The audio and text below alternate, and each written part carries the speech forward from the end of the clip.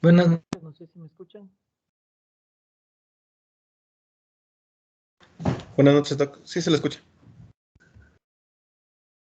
Buenas noches. Tengan la bondad de cámaras.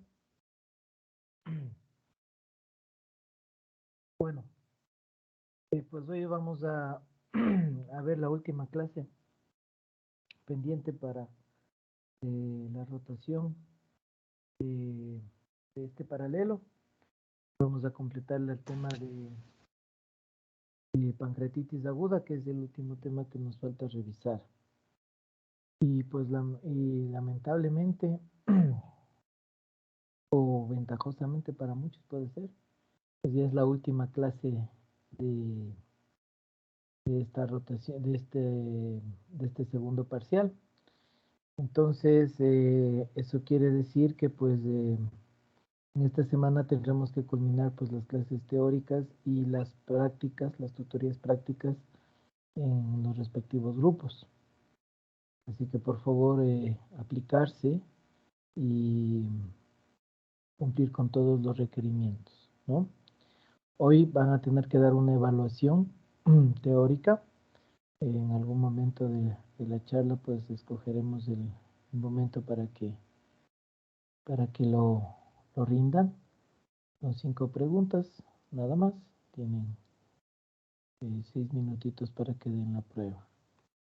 Esto lo haremos en el transcurso de esta charla. No sé si hay preguntas antes de empezar con el tema. Me gustaría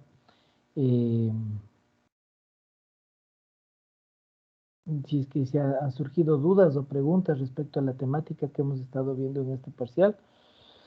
No necesariamente puede ser hacia las clases que vimos solo la otra semana, sino de todos los temas que hemos abordado en este parcial, que es lo que es patología de vesícula y vía biliar. Me gustaría escuchar si es que hay alguna duda, alguna inquietud o algún comentario, algo que aportar, pues siempre será bienvenido.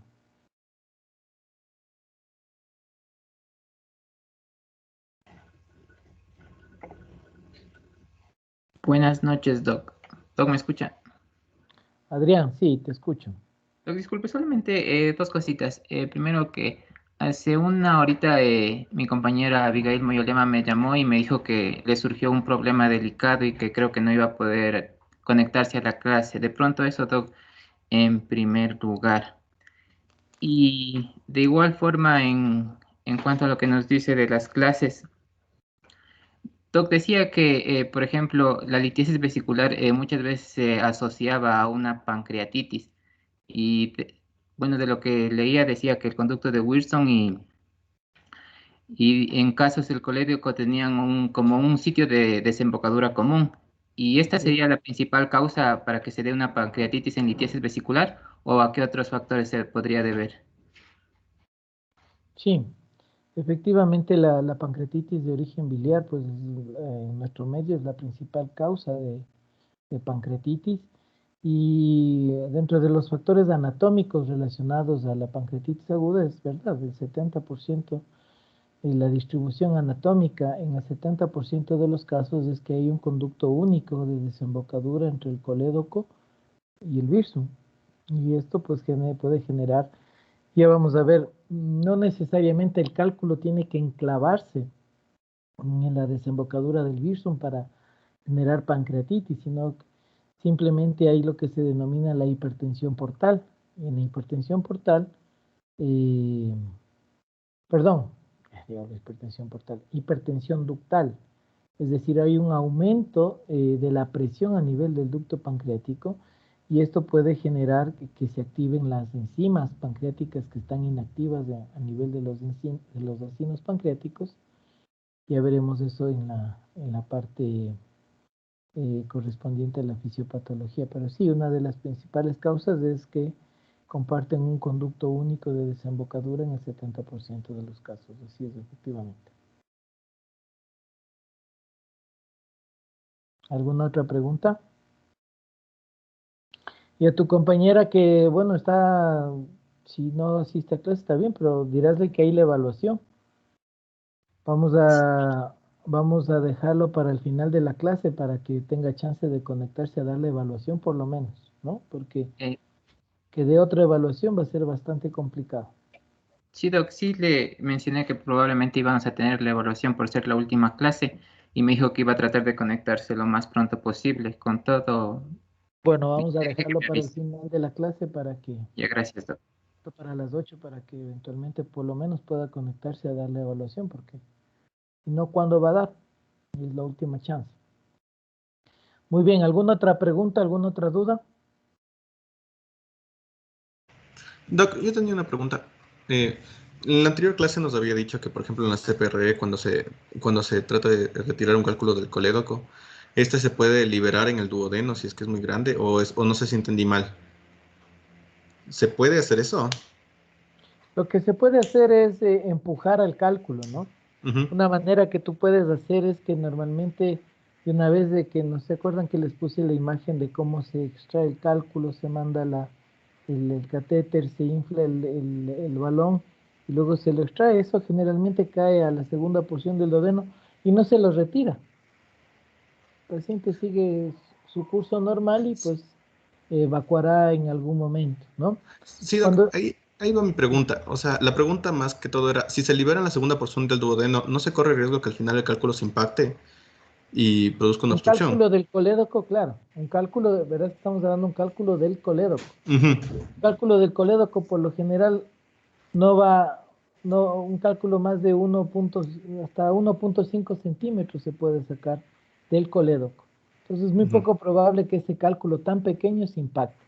No hay que confundirse con el cálculo del hilio biliar, Sí. ¿no? En el hilio biliar hay una fístula y esos cálculos sí son gigantes, pero un cálculo gigante jamás no va a poder salir por la ampolla de Vater, porque la ampolla de Vater es un orificio puntiforme que se encuentra en la segunda porción del duodeno. Entonces esos cálculos generalmente son menos de 1 centímetro, caen y se van a evacuar espontáneamente. A veces ni el paciente se da cuenta porque sale el cálculo mezclado con las heces. Y miren, ya entrando un poquito en el tema, en el año de 1900 más o menos, hablando un poquito de historia, Opi, Opie se llama, no Opilio, ¿no? Opie. Es un médico que literalmente hizo un trabajo sucio, literalmente. Él fue que hizo un estudio en cernir las heces de los pacientes con pancreatitis aguda y encontró la presencia de microcálculos. Entonces ese fue uno de los estudios iniciales en donde se encontró la asociación de la pancreatitis aguda con la presencia de microcálculos biliares. Entonces, eso, mira, es algo que sí puede darse, pero es imposible que un cálculo extraído del colédoco te vaya a dar un cuadro de una obstrucción intestinal, que es muy diferente, repito, al cálculo de un hilio biliar que se da por una fístula entre la vesícula y el duodeno. Entonces, ahí sí cálculos de más tamaño pueden caer hacia la segunda porción del duodeno y dar un cuadro de esto, sino que a veces las CPRs pues, no pueden realizarse y pueden fracasar, ¿no es cierto? Uno de esos es que, por ejemplo, hay los divertículos duodenales, que tienen nombre de un síndrome, perdón, que no puede el endoscopista acá, eh, meter la canastilla porque hay un divertículo duodenal. Entonces, eso puede presentar dificultades, inclusive para el riesgo de complicaciones de una coledocolitis, de una CPRE. Entonces, a veces no siempre puede tener este nivel de intento fallido en una CPRE, y en esos casos es cuando fracasa el manejo endoscópico de la coledocolitiasis que es necesario hacer un manejo quirúrgico, sea por vía laparoscópica o por cirugía abierta. No sé si respondí tu pregunta. Sí, Doc, muchas gracias. Muy bien. ¿Alguna otra pregunta, alguna otra duda?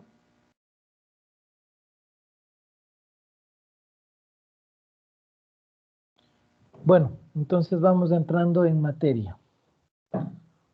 Vamos a compartir.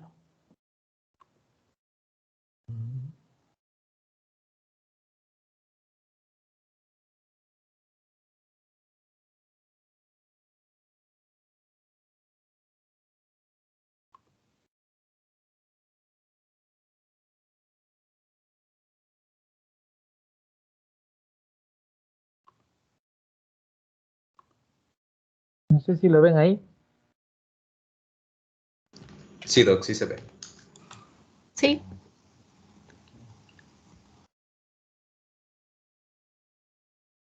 Muy bien. Entonces hoy día vamos a hablar sobre el tratamiento de la pancreatitis aguda. Este es un trabajo que lo hicimos recientemente junto con un residente para una charla en el hospital. Así que vamos a hacer algunas aclaraciones, ¿no? Eh, respecto a las definiciones, ¿no?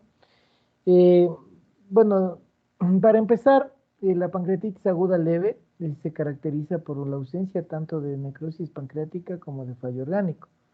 La pancreatitis aguda moderada, y generalmente las pancreatitis agudas leves son procesos reversibles, ¿no? Es decir, pueden ser autolimitadas. Recuerden que el 80% de las pancreatitis agudas son de curso leve, es decir, son autolimitadas.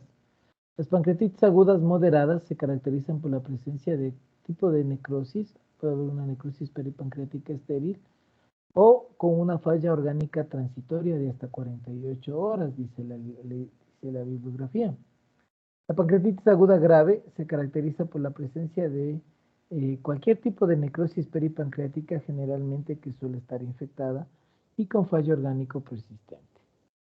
La pancreatitis aguda crítica, como la definió Petrov, se caracteriza por la presencia de necrosis peripancreática infectada y fallo orgánico persistente. Generalmente estas son las de peor pronóstico para las pancreatitis agudas. Dijimos transitorio cuando es a un periodo de 48 horas que mejora con las medidas de soporte, y persistente es cuando persiste más allá de 48 horas. De acuerdo a la etiología, nosotros diremos que en nuestro medio el 40%, yo diría que en nuestro medio es más. Yo creo que hay una bibliografía que salió mexicana en donde el 67% de las pancreatitis agudas eran de origen biliar. Más o menos haciendo una estadística nosotros de nuestra casuística, pues más o menos está alrededor de eso, un 70-75% de las pancreatitis agudas en nuestro medio suelen ser de origen biliar. Entonces, eso es importante saber, y de mayor prevalencia en mujeres por la misma relación de la colelitiasis. Pero esto es bueno saber porque en nuestro medio, miren, etiológicamente hablando, pues la principal causa es la biliar, la segunda causa es la alcohólica, más o menos de entre 15-20%, ¿no? Pues miren, prácticamente entre las dos etiologías nosotros ya llegamos alrededor del 90% de las pancreatitis. Hay otras que son más raras, pero que también son evidentes. Por ejemplo, si le da después de hacer una CPR pancreatitis, pues ya tenemos el antecedente. Si es que es una pancreatitis aguda postraumática, pues tendremos también el antecedente, ¿no? La hipertrigliceridemia también es una de causas de pancreatitis aguda, sobre todo cuando tenemos valores sobre 1000, ¿no? Y esto hay que tener mucho cuidado porque a veces las hipertrigliceridemias tan leves pueden cursar inclusive con amilasas normales, ¿no? Entonces ahí es importante del cuadro clínico. Los fármacos como sobre todo acetoprina, furosemida, esto también está descrito, pero son muy raros, ¿no? Y aquí viene a la parte pragmática que generalmente nosotros los cirujanos solemos tener eso, ¿no? Entonces, a las causas más comunes, las causas más frecuentes.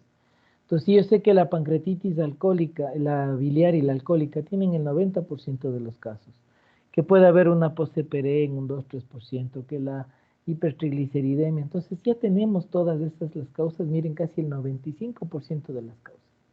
Sí, que puede ser por un fármaco, que por el Coxsackie, que por parotiditis, que por, ¿qué más? Que por una alteración genética del gen de prescripción que ni sé cómo. Sí, también está descrito, pero esas son causas extremadamente raras de nuestro medio. Entonces ya cuando nosotros no encontramos una causa etiológica de las que son ya las más frecuentes, pues ahí les dejamos a nuestros colegas, los internistas, que pues se quemen las pestañas tratando de adivinar ¿Cuál será la causa? Que a la final, para términos de practicidad, a nosotros lo que nos interesa es seguir determinando la severidad de esta pancreatitis. Epidemiológicamente, la pancreatitis aguda es uno de los trastornos gastrointestinales más comunes. Miren que más o menos está descrito una incidencia entre 13 a 45 casos por cada 100.000 personas. Generalmente, como les dije, el 70-80% son leves y autolimitadas, es decir, van a mejorar con un manejo clínico inicial. Y un 20-30% pueden ser moderadamente graves, y de estos un 10% son graves, en donde generalmente la mortalidad suele ser mucho mayor. La mortalidad, como les dije, es de entre alrededor del 3 al 6%, pero miren, en pacientes con pancreatitis grave puede llegar a entre 30 hasta 50% según otra literatura, siendo sus infecciones secundarias las más frecuentes, como la pancreatitis necrótica infectada y cuadros sépticos. Entonces nosotros tenemos dos momentos para las complicaciones. Tenemos complicaciones locales y complicaciones sistémicas. Yo soy de las personas que dice que a la pancreatitis aguda hay que tenerle mucho respeto, porque si no te mata de entrada, te puede matar de salida. ¿A qué me refiero con esto? Que las pancreatitis leves generalmente, las pancreatitis severas pueden tener complicaciones iniciales, que generalmente está dado por las complicaciones sistémicas que puede tener este paciente: fallo renal, fallo hematológico, fallo respiratorio, ¿no es cierto? Y generalmente las tardías se dan a partir de las 2-3 semanas, cuando ya esta necrosis pancreática puede infectarse, puede hacerse un absceso pancreático, o más tardíamente pueden formarse pseudoquistes, ¿no? Ya veremos esto más bien. Entonces, ¿qué es lo que decía las guías de Atlanta del 2014? Las guías de Atlanta del 2014 habla sobre el dolor abdominal, ¿no? Que hay tres parámetros para evaluar a un paciente con pancreatitis aguda. Primero, y el más importante, pues siempre va a ser el cuadro clínico, ¿no? Un dolor característico, que empieza en epigastrio, que se irradia, que puede ser súbito, muy intenso. Está descrito de los dolores más intensos que pueden tener los pacientes con pancreatitis. Va a ser persistente, continuo. ¿Por qué? Porque es una víscera maciza, ¿no es cierto? No es un dolor cólico, es un dolor continuo, permanente, ¿no es cierto? Que puede ser a nivel de epigastro o mesogastro solamente, o en ocasiones puede irradiarse en hemicinturón izquierdo o a veces en cinturón completo, ¿no? El antecedente de alguna comida copiosa o una ingesta importante de alcohol también podría ser un dato que nos podría apoyar en el diagnóstico. Entonces, el cuadro clínico es un parámetro. El otro parámetro son valores de amilasa y lipasa elevados por lo menos 3 veces o 3n su valor normal. Y el tercero es un hallazgo imagenológico, que puede ser generalmente por tomografía o resonancia, o en ecografía, cuando le puede ver al páncreas edematoso aumentado de tamaño. Si nosotros tenemos 2 de estos 3 criterios, pues ya podríamos definir que el paciente tiene una pancreatitis aguda. Si el paciente tiene cuadro clínico y está con amilasa y lipasa elevada, no necesitamos pedir nada más. Ya el paciente está diagnosticado de pancreatitis aguda. Al examen físico, miren, les pongo esta imagen porque esto está descrito. Una pregunta, disculpe. ¿Aló? ¿Tiene alguna pregunta? ¿Le molesto? Claro, dime. Me dijo que puede estar 2 parámetros de los 3 para que ya sea como un diagnóstico de pancreatitis. Ajá. En el caso de que tenga la clínica y tenga los niveles elevados de amilasa y lipasa, pero solamente esté elevado la amilasa más no la lipasa, también sería como que un diagnóstico para pancreatitis. Recuerden que los valores de amilasa y lipasa se pueden elevar, no se elevan al mismo tiempo, ¿no? Eso es importante, conocer el ritmo circadiano de la elevación de la amilasa y la lipasa. La amilasa es la que primera se eleva generalmente a las 12 horas de dolor, puede ya empezar a las primeras horas, ya a 4 o 6 horas puede elevarse, y generalmente hace su pico máximo entre las 12 hasta 48 horas. La lipasa se eleva un poquito más tarde, ¿no? Puede empezar su pico máximo a las 24 hasta 72 horas, y esta puede permanecer elevada hasta 10 a 14 días. Es importante el cuadro clínico, porque hay que tener en cuenta que la amilasa sérica, que es la que se hace en nuestro medio, no se eleva solamente en pancreatitis aguda. Por eso es importante ver el tiempo de evolución del dolor, y la lipasa tiene una especificidad mayor que la amilasa. ¿Por qué? Porque la amilasa se eleva también en otros procesos inflamatorios, como por ejemplo una parotiditis, una obstrucción intestinal, una isquemia mesentérica, problemas ginecológicos, ¿no? Una colecistitis aguda también puede dar una leve hiperamilasemia.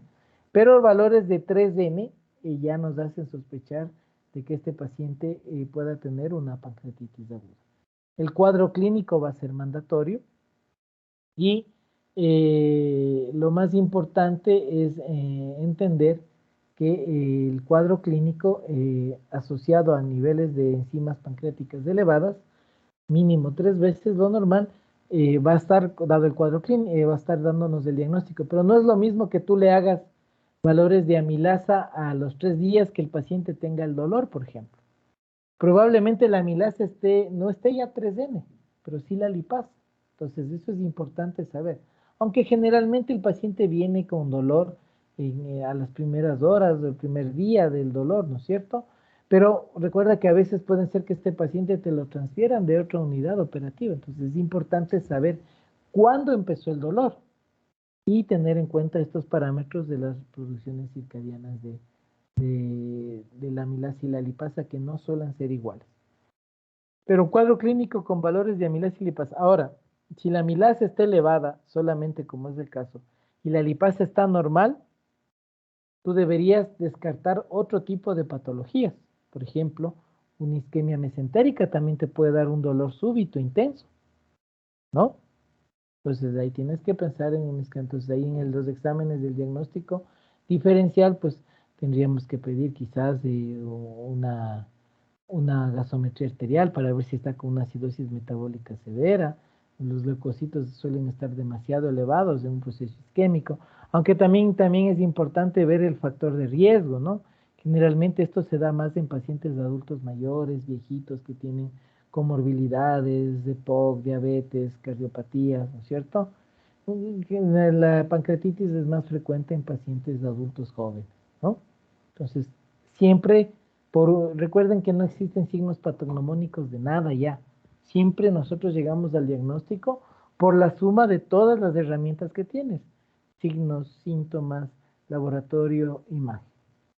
Y si es que a ti te queda la duda diagnóstica, por ejemplo, que no está con dolor abdominal, pero no te convence la amilasa y la lipasa, no está 3N, puedes pedirle en esos casos, por ejemplo, una tomografía. Que si es una pancreatitis, pues ya vas a tener signos indirectos de una pancreatitis, pero si es un proceso isquémico, pues probablemente, como tiene que ser contrastada, te podría ver la vascularización a nivel de la arteria mesentérica superior, generalmente, que es una angiotomografía que se puede hacer a este tipo de pacientes. No sé si quedó clara la respuesta. Sí, Doc. Muchas gracias. Miren, Doc, en el cuadro, sí, dime. una pregunta. ¿Una úlcera péptica podría simular un cuadro más o menos así? Porque también creo que se eleva la lipasa, pero creo que en un No, la estadio... lipasa no se eleva, la La amilasa, amilasa, perdón. es decir, una úlcera péptica perforada también puede darnos un cuadro similar, aunque generalmente ahí tú vas a ver, por ejemplo, en los exámenes de imagen puedes ver el signo de Popper, por ejemplo. En una pancreatitis no va a haber aire libre subdiafragmático, ¿no? Porque no se ha perforado nada, es una víscera maciza. Entonces, el dolor también puede ser súbito y generalmente hay el antecedente también, aunque no es muy frecuente tampoco esa patología, pero ahí está la importancia de nosotros recurrir a exámenes de imágenes ante la duda, ¿no? Porque las pancreatitis agudas inicialmente no se operan, pero ahí está dentro del diagnóstico diferencial de otras patologías que sí pueden ser quirúrgicas, como la apendicitis, la misma colecistitis aguda, una perforación de víscera hueca. Entonces, es importante entender que la pancreatitis aguda puede darnos un cuadro de dolor intenso. Entonces, cuando nosotros hablamos el diagnóstico diferencial, si es un dolor continuo, persistente, intenso, súbito, tenemos que hacer el diagnóstico de las patologías que pueden cursar con un dolor y de esa severidad a ese nivel. Y generalmente puede ser un aneurisma disecante de la aorta, puede ser, como ya dijimos, una úlcera péptica perforada, ¿no? Isquemia mesentérica. Entonces, eso es importante, pero siempre enmarcado dentro del cuadro clínico y una buena historia clínica. ¿Alguna otra pregunta? No, yo tengo una duda. ¿El dolor de la pancreatitis cambia con alguna posición antiálgica o no cede con el cambio de posición? Generalmente, una de las posiciones antiálgicas que adopta el paciente con pancreatitis aguda es la posición maometana. No sé si saben cuál es. Una posición más o menos como en genupectoral, es decir, como que el paciente Que está rezando, Doc. ¿Perdón? Como que está rezándolo, pero en sí de Exacto. los islámicos. Posición maometana, exacto. Es una flexión genupectoral, es decir, el paciente está boca abajo y flexionando las rodillas hacia el pecho. ¿Se acuerdan que les dije, ahí tenía una diapositiva en abdomen agudo que les dije, esa no es mala crianza? Así está el paciente generalmente, ¿ya?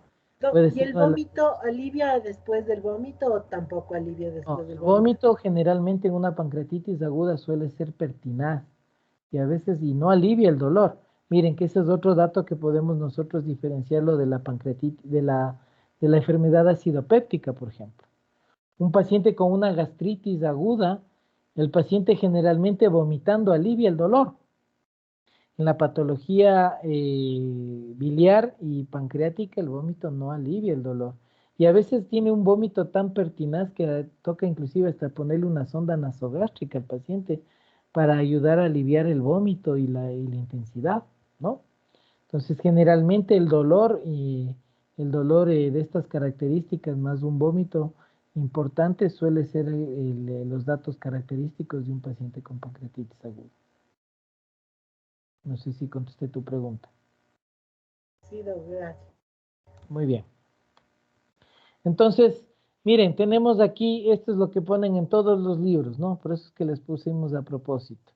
Este es de una equimosis periumbilical que se llama el signo de Cullen y el de la equimosis en el nivel de los flancos que es el signo de Gray-Turner.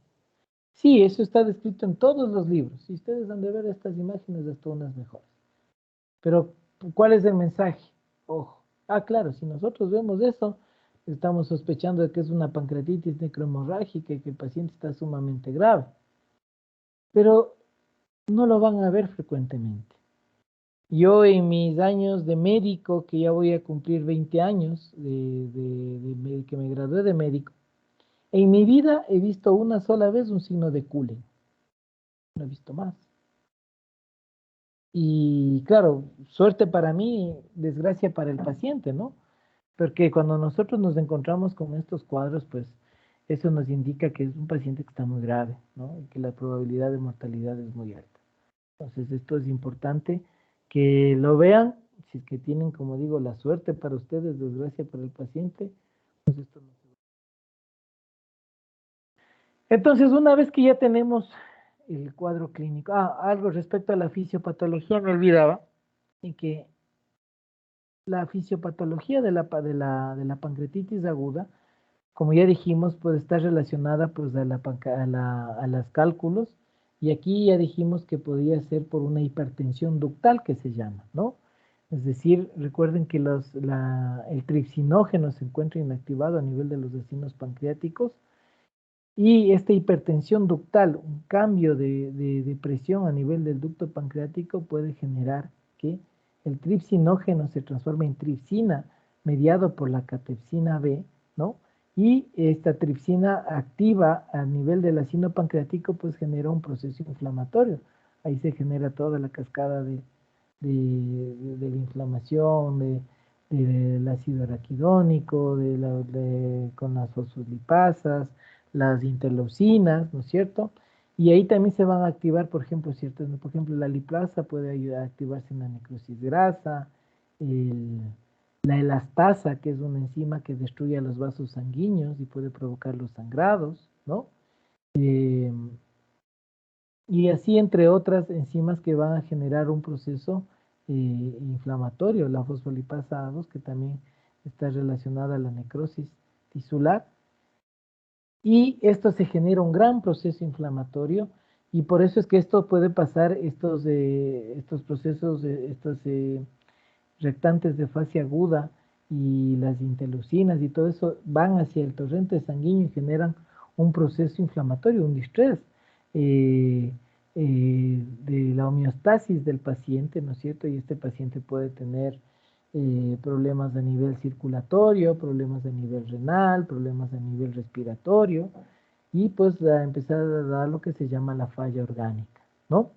No hay un órgano que no pueda afectarse en una inflamación sistémica. Una vez le pregunté, ¿se podrá quedar ciego un paciente con pancreatitis? ¿Qué dicen? Si hay afectación sistémica, sí. Tiene un nombre. ¿Cómo se llama esa patología que puede dejarle ciego a un paciente con pancreatitis aguda? A ver si han leído algo de pancreatitis. No es porque aumenta los niveles de glucosa en la sangre, entonces le da como un estado de hiperglucémico. No. Es un problema a nivel de la circulación de los vasos retinianos, ¿no? Eso se llama la retinopatía de Purkinje. Entonces, miren, puede haber una afectación hasta ese nivel. Pues con esto, ¿qué quiere decir? Que pues en una pancreatitis severa, prácticamente por la gran vascularidad que tiene el páncreas, pues no hay ningún órgano que no pueda afectarse. Por eso les decía que hay complicaciones sistémicas, ¿no? Frecuentemente son los derrames pleurales, por ejemplo.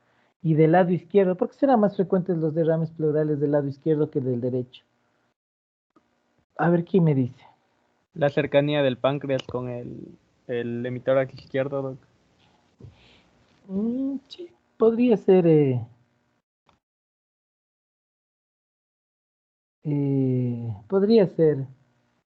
podría ser una causa, pero otra más lógica y evidente. A ver. Porque la mayor parte del cuerpo y de la cola están cerca de las bases de los lóbulos izquierdos del pulmón. Ya, contigüidad es una. Ya pasamos que sí puede ser eso. Pero hay otra más evidente, pues. Hay otra más evidente. ¿Por qué razón? Generalmente son los derrames pleurales del lado izquierdo que del derecho. A ver, piensen. Sentido común. No se hacen fístulas, Doc. Puede hacerse una fístula, claro, pero ¿por qué razón? ¿Por qué razón es más frecuente el lado izquierdo que el derecho? Eso les estoy preguntando. Ya, contigüidad es una, pero hay una que es más evidente todavía. La misma razón por la que se hace una hernia diafragmática, por ejemplo. Si ya vieron traumas con el doctor. Permita el diafragma cuando hay una necrosis pancreática. No. ¿A quién se le ocurre? A ver, sentido común. Ya ven. No tienen sentido común. ¿Qué está en el lado derecho que no está en el lado izquierdo? El hígado. Claro, pues, imagínate, en el hígado, nosotros tenemos en el hígado todo que ocupa casi toda la cúpula diafragmática derecha. En el lado izquierdo, ¿qué tenemos? El vaso segmentariamente y nada más. Entonces es más fácil por contigüidad y porque está libre la cúpula diafragmática del lado derecho que pueda haber derrames pleurales, pues porque no tiene un obstáculo tan grande como el hígado para poder atravesar el diafragma y llegar a la pleura. ¿Sí ven?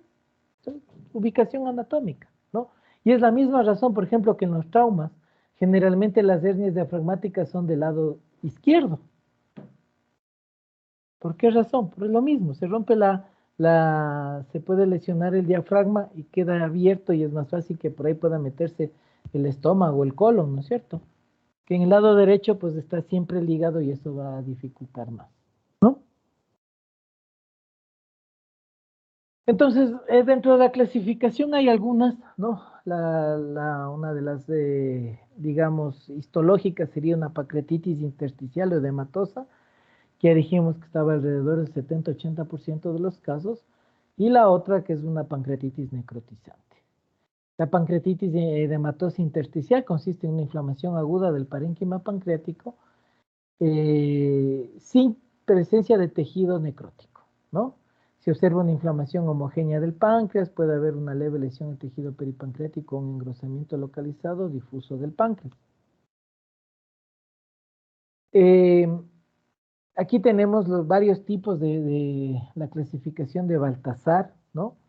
Tenemos la tipo A, que es un páncreas normal, la tipo B, donde se ve un edema peripancreático, la tipo C, en donde puede haber, a más de lo que ya está en la B, pues hay un aumento de la grasa y del tejido y líquido peripancreático, y la D, que hay lo mismo que ahí, más una colección, ¿no?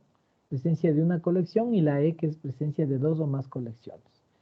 Eso nosotros podemos encontrar en la clasificación de Baltasar clásica, pero hay el índice de severidad tomográfico. No, ¿sí? El índice de severidad tomográfico lo que hace añadir es ahí el grado de necrosis pancreática, ¿ya?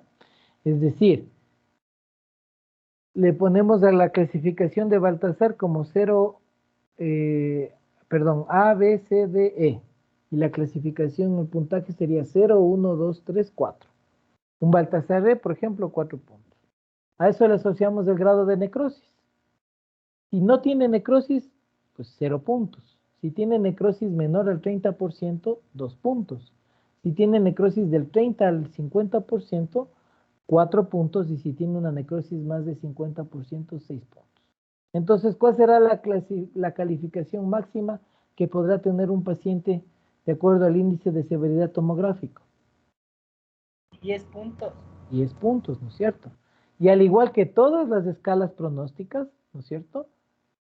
Esto nos sirve para nosotros ver el riesgo de morbimortalidad de un paciente, ¿ya? Por ejemplo, si un paciente tiene, digamos que tiene un 40% de necrosis pancreática y es un Baltasar D, ¿cuál será el puntaje del paciente? 7 puntos. 7 puntos, muy bien. Entonces, al tener 7 puntos, ahí hay una tablita que tú vas a ver y dices, si el paciente tiene de 7 a 10, tiene el 92% de complicaciones de enfermedad y el 17% de mortalidad. Entonces, eso te indica a ti para ver el pronóstico de ese paciente, ¿no? Igual que todos los scores, por ejemplo, el score de Apache 2, que no es específico de pancreatitis, sino de ver falla multiorgánica, también te sirve lo mismo, ¿no? El parámetro de corte para decir si es pancreatitis leve o severa, ¿cuánto es? Entre 8. 8, ¿no es cierto? Entonces, si el paciente tiene 8 o más, estaremos hablando de una pancreatitis severa. Si es que tiene menos de 8, es una pancreatitis leve. Pero, por ejemplo, que el paciente tenga ingresas a UCI. Paciente con pancreatitis severa debe ingresar a unidad de cuidados intensivos. Paciente con pancreatitis leve debe ingresar a hospitalización. ¿Ya? Debe ser hospitalizado. Pero eso es importante, miren, hacerlo cuando el paciente está en la emergencia, cuando recién llega. Y miren, es muy triste y lamentable ver que muchas veces a nosotros nos llaman a valorar pacientes con pancreatitis en gastroenterología, medicina interna, y el paciente ya está 3 días hospitalizado y ni siquiera le han hecho ningún score pronóstico. Recuerdo, claro, el caso de una viejita de 80 y pico de años, que estaba 3 días ingresada y no tenía ningún score de Apache. Lo hicimos nosotros porque le vimos taquicárdica, taquipneica, anúrica, tenía un Apache de 24, o de 21, me acuerdo, 21, esa pobre señora. 3 días ingresada en el piso. ¿Qué pasó con esa señora? Se murió. ¿Por qué? Porque esa paciente tenía que estar en unidad de cuidados intensivos. Entonces, ¿cuándo tienes que hacer esto? Cuando ingresa el paciente. En la emergencia. ¿Por qué? Porque si en tu hospital donde tú estás no hay unidad de cuidados intensivos, ese paciente, no te quedes con ese paciente, tienes que transferirlo donde realmente al paciente se lo va a poder ayudar, ¿ya? Entonces los scores pronósticos son para eso, para nosotros poder determinar dónde tiene que ir el paciente y para ver la evolución, pues, ¿no es cierto? Por ejemplo, tú eres residente de terapia y quiere hablar con el familiar y tú ves que el paciente con pancreatitis severa está con 31 de Apache. Y ven y dice, doctorcito, quiero saber cómo está mi familiar. Ah, Apache de 31. Muy bien, el score de como a 75% de mortalidad. Mire, señora, su familiar está muy grave, tiene el 75% de probabilidades de fallecer. Estás hablando de términos específicos. Igual para ver la evolución, si está mejorando, pues, ¿no es cierto? Si empezó con 31 y luego bajó a 20 y luego baja a 8, pues está yendo bien el paciente.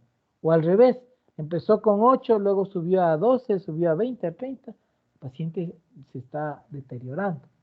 Dime. Dentro de los score pronósticos, o sea, ahí solo usaríamos, como decir, el Bishop y el Apache 2, porque BISAP. el Visa, perdón, y el Apache 2, porque, o sea, para hallazgos tomográficos se recomendaba que a las 72 horas se haga la TAC. Eso es, claro, la tomografía, pero la tomografía hay que saber cuándo la pedimos. Es una pregunta que siempre hago en las visitas médicas a los residentes, a los internos, y nunca me pueden responder. ¿No es cierto? ¿Cuáles son las indicaciones para pedir tomografía a un paciente con TAC? Perdón, tomografía a un paciente con pancreatitis.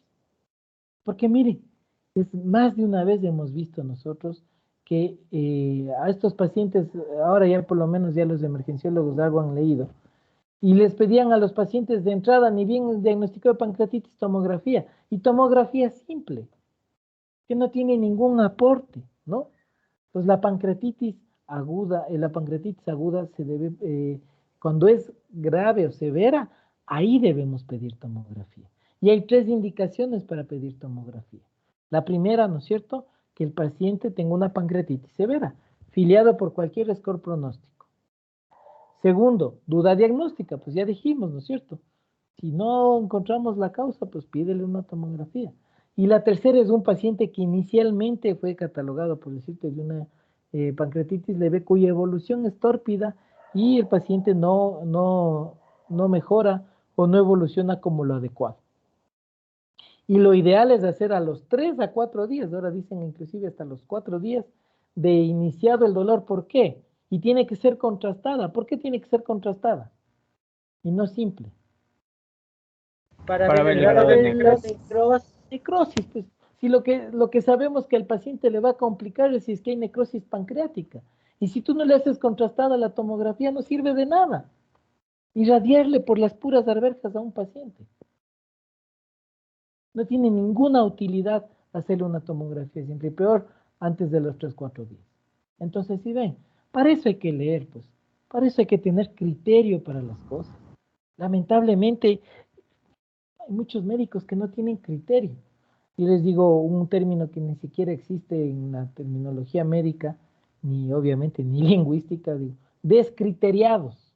No existe esa palabra, por si acaso, no me hablarán. Pero descriteriarse, no tienen criterio. Y eso es gravísimo en un médico que no tenga criterio. Porque el pronóstico, la evolución, el desenlace de ese paciente está en tus manos. Y si tú haces las cosas sin criterio médico, científico, ético y moral, que sí debe ser, entonces mira, ese paciente está en la indefensión. Y si tú no actúas las cosas con conocimiento, con causa, por eso les digo, lean, estudien. No para pasar el año en cirugía, sino porque esto le está sirviendo a tu paciente. Estos pacientes todos los días nos toman un examen, una evaluación. Ellos son los que te dicen si realmente tú eres buen médico o no.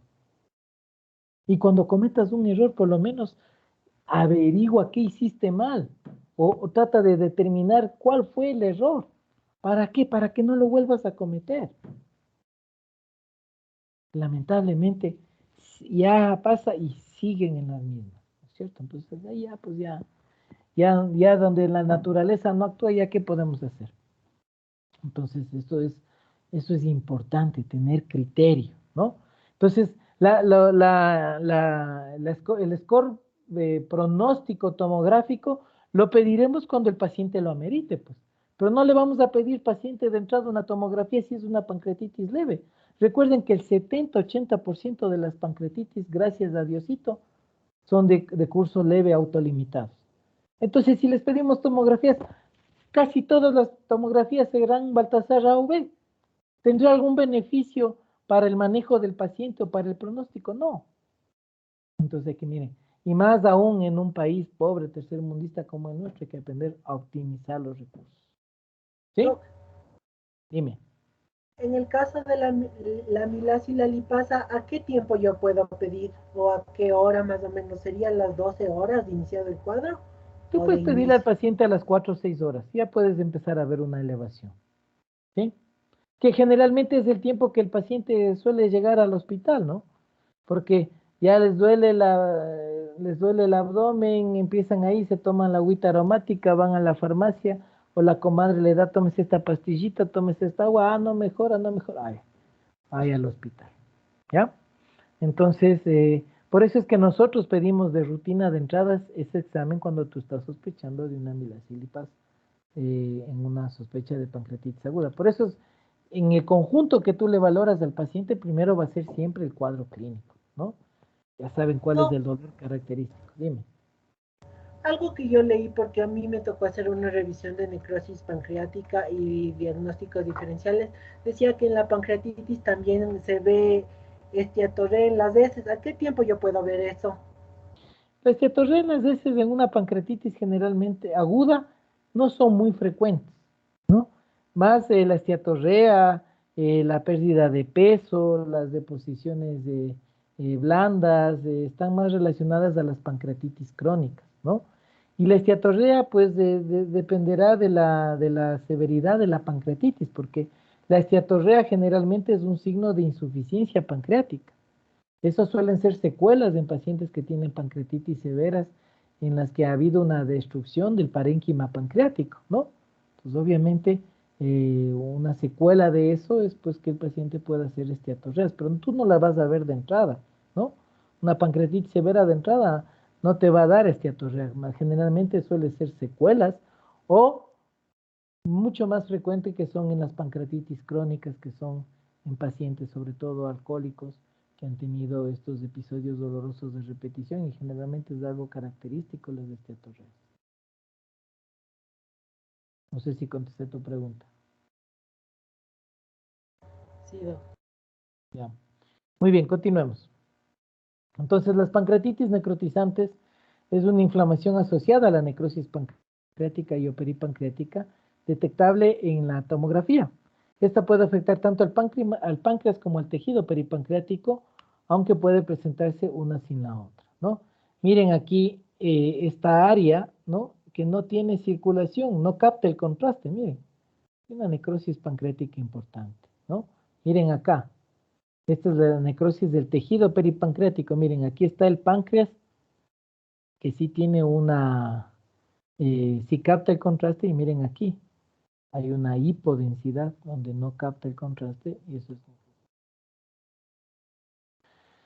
Entonces, la severidad, ya dijimos, puede ser pancreatitis leve, moderadamente severa, y la severa o grave. Y hay varios grados. Estos son los criterios de Atlanta, como les decía, que también eran para el diagnóstico. Hablaba de leve, moderada y severa, ya lo que ya dijimos, ¿no? La leve sin falla orgánica, ni complicaciones locales ni sistémicas. La moderada con una falla orgánica temporal menor a 48 horas. Y la severa que va más allá de 48 horas. Aquí tenemos el score de Marshall y de BISAP, son específicas de pancreatitis aguda, ¿no? A diferencia de Apache, a diferencia de Apache 2 o, por ejemplo, SOFA, que son para ver falla orgánica, ¿no? Marshall, pues a la final todos te evalúan lo mismo, ¿no? Mira, Marshall te ve si es que tiene alteración respiratoria por la medición de la PAFI, que es la presión arterial de oxígeno con la fracción inspirada de oxígeno.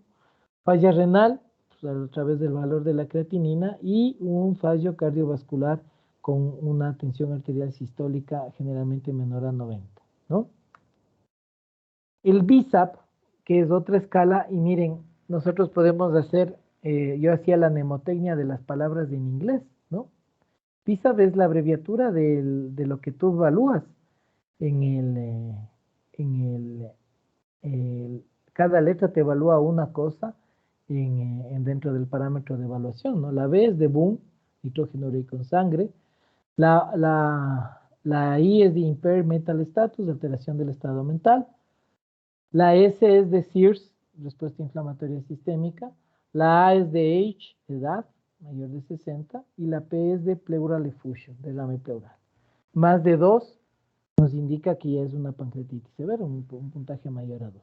Esta es una de las que más utilizamos, que es la del Apache 2. Que miren, ahora ni siquiera tienen que aprenderse de memoria, porque esto representa, ahora ya hay hasta aplicaciones en donde tú solo metes los datos y ya te calcula. Pero lo importante es que sepas qué pedir. Y lo más importante, que interpretes el resultado. Este score ¿alguien sabe qué significa Apache, cierto? No dirán la persona que vive en las montañas en los Estados Unidos.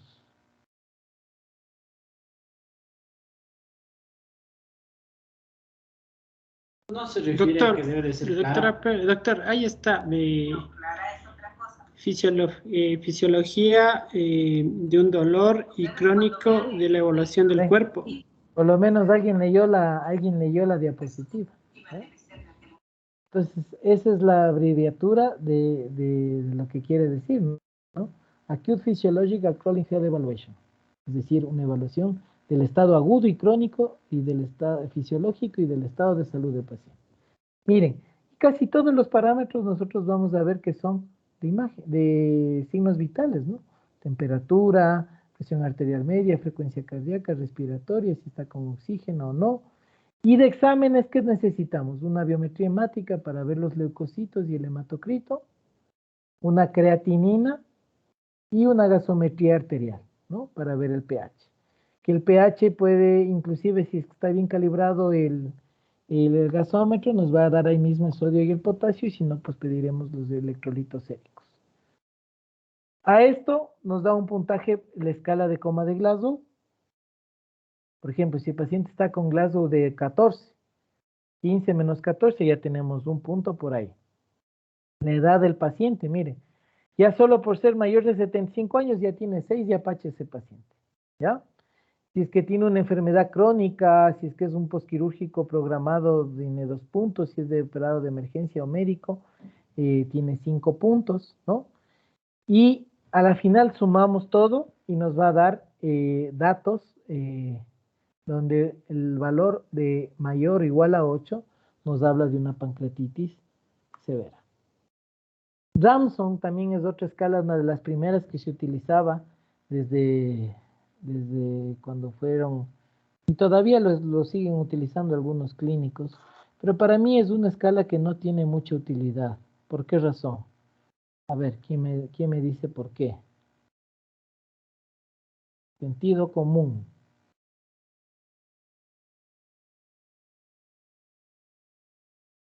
¿Por qué piensan que la escala de Ramson no es una escala útil? Porque se basa mucho en parámetros de laboratorio. Doc, ¿por qué no evalúa, no evalúa al paciente de forma aguda como se presenta? Sino aquí hay criterios que tienen que ver con el desarrollo en 48 horas. Casi Doc, ni palo le dice. Doc, tal vez porque no evalúa ninguna tomografía de contraste, solo son parámetros de laboratorio y por lo tanto no puede determinar si hay una necrosis o no. Pero Apache tampoco te mide necrosis en la tomografía, BISAP tampoco, Marshall tampoco ve como hallazgo la necrosis en la tomografía. Por la hora de los exámenes, doctor. Porque toma en cuenta como punto de partida el ingreso del paciente y no el inicio del cuadro que presenta. Doc, tal vez porque no tiene parámetros para pancreatitis. No hay.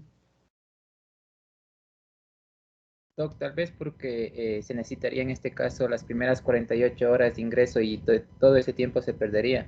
Exacto. Esa es la respuesta. ¿Ya? Mira, tú para poder llegar a tener los criterios de Ramson tienes que esperar 2 días Imagínate esperar 2 días sin tratarle a un paciente con una pancreatitis severa o leve, ¿no es cierto?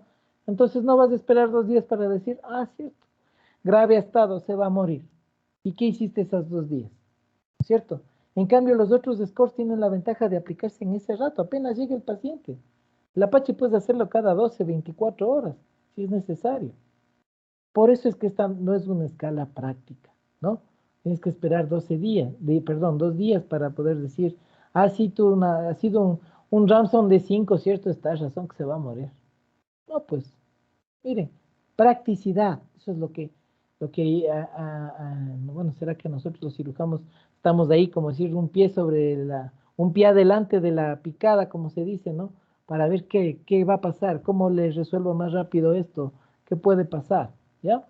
Tenemos que estar así. Entonces no vamos a estar cruzados de brazos 2 días para esperar los resultados de laboratorio de una escala. Hay otras escalas mucho más prácticas, ¿no? Esto es lo que les mencionaba hace un rato, ¿no? Lo mismo, se ha estado aquí en la diapositiva.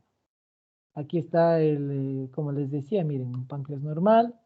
Este es el Baltasar A, ¿no es cierto? El Baltasar B, una colección líquida peripancreática única, ¿no? Que está aquí a este nivel.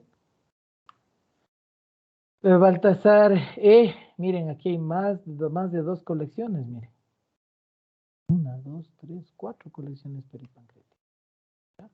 Y aquí vamos a ver la necrosis, ¿no? Miren, aquí en la cabeza no capta el contraste. Miren, comparen este tejido normal con esta área hipodensa. Que no hay, entonces una necrosis menos del 30%. Miren aquí. Yo diría que aquí hay más aquí dice del 30 al 50%. A mí me parece que puede ver hasta más del 50, ¿no? Bueno, pero ellos le miden tomográficamente, ellos miden, ¿no? Ponen las áreas y sacan el cálculo. Y miren aquí, vean, solo capta esto de medio de contraste. El resto es una necrosis pancreática mayor de 50%. Entonces, a mayor necrosis, mayor severidad. ¿Ya? Ahora, y esta es la parte esencial, el tratamiento, ¿no es cierto? Nosotros debemos hacerlo, ya dijimos, si es una pancreatitis leve, el paciente tiene que generalmente manejarle hospitalariamente, ¿no? Y que se puede manejar con una analgesia. Eso de analgesia oral ambulatoria, que he puesto ahí, era precisamente lo que discutíamos en la charla que tuvimos en nuestro servicio, en que generalmente el paciente, ahora antes decían que había que esperar 3 días en NPO para que el paciente recién iniciarle la dieta, ¿no? Ahora se ha visto que generalmente unas pancreatitis agudas leves, generalmente en 24 o 48 horas el dolor suele ceder, ¿no? Con el reposo intestinal y ya no te dicen primero a los 3 días dale dieta líquida, luego dale dieta líquida amplia y al quinto día le vas a dar dieta sólida, ¿no? 24 48 horas que el paciente cede el dolor, ¿no? Uno de los parámetros de una evolución adecuada de la pancreatitis es que el dolor ceda, ¿ya? Obviamente los parámetros hemodinámicos también, pues, ¿no? Pues estamos hablando de una pancreatitis leve. Entonces hay que evaluarle al paciente que no haya un deterioro, ¿no es cierto? Pues como los signos vitales, saturación, gasto urinario, el estado mental del paciente, ¿no? Hay que hacerle exámenes. Perdón un ratito.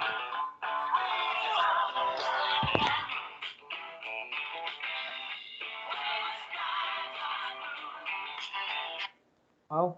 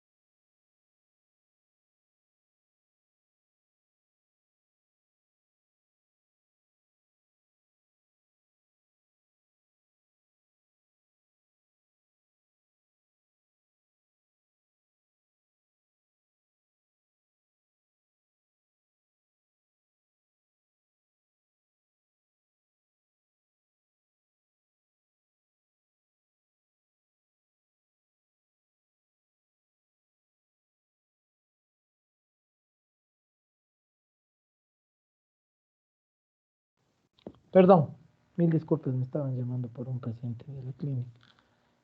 ¿Tienen alguna, estábamos ahí en, ¿me escuchan? Sí, Doc, sí se le escucha. Ya, mil disculpas. Entonces les decía que hay que hacerle un control al paciente con laboratorio, ¿no es cierto? La tomografía, como se dice, ya dijimos los criterios. Mira, aquí pone, se debe repetir si hay una pobre respuesta a la terapia estándar o para evaluar complicaciones o empeoramiento adecuado. Recuerden, pancreatitis severa, evolución tórpida del paciente y duda diagnóstica. Esas son las 3 indicaciones de tomografía en pancreatitis. Entonces, de acuerdo a los exámenes, nosotros vamos a aplicar el score pronóstico y eso nos permitirá a nosotros determinar la severidad, ¿no? Entonces, miren, en las pancreatitis severas, en cambio, nosotros tenemos que manejar una restitución agresiva de líquidos, sobre todo en las primeras 24 horas.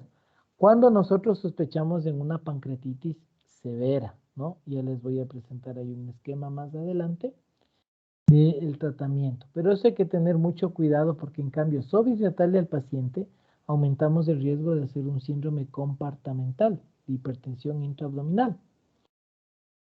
La nutrición enteral en un paciente que está obviamente en cuidados intensivos se debe iniciar generalmente a partir del 3.º a 5.º día. Si tú ves que el paciente está con no va a comer más de 3 a 5 días, pues lo recomendable es utilizar la nutrición enteral.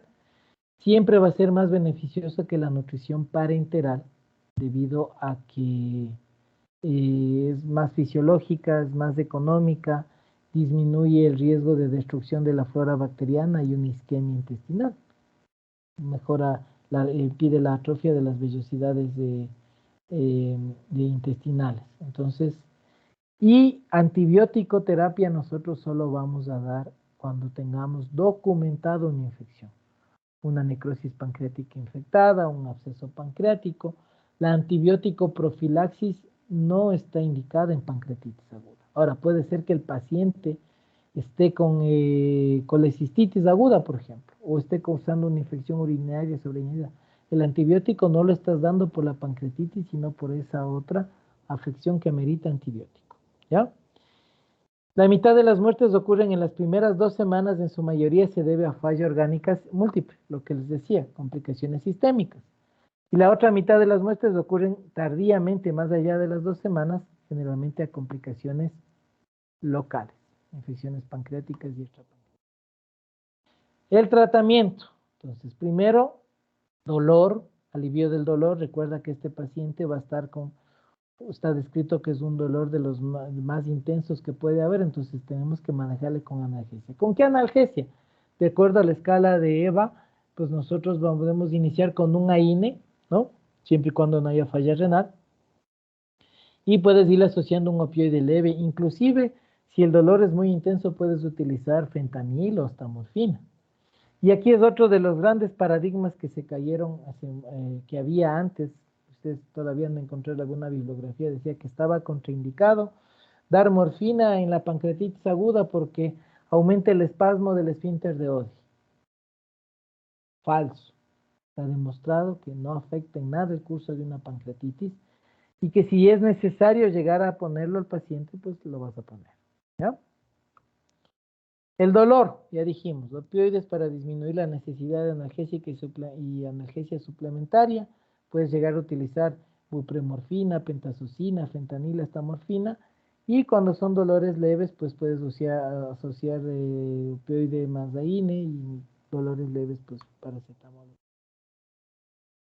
Reanimación con fluidos. A lo que hablábamos de que una reanimación agresiva de líquidos en las primeras 24 horas puede disminuir la morbimortalidad. Y esto es importante. Entonces, recuerden que un paciente con pancreatitis severa puede tener un déficit de líquidos hasta de 6 a 8 litros. Los pacientes hacen una depresión de volumen importante. Estudios de la Clínica Mayo demostraron que había una disminución en la incidencia de falla orgánica y el score de sepsis y de estadía hospitalaria cuando se hacía una adecuada reanimación con fluidos.